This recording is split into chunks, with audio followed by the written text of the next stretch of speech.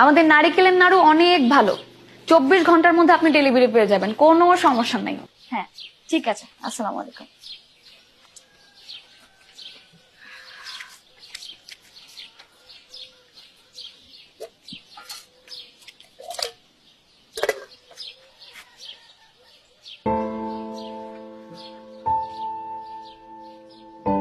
মাইয়া পয়দা দিয়া এত বড় বড় কথা আসে কই থেকে?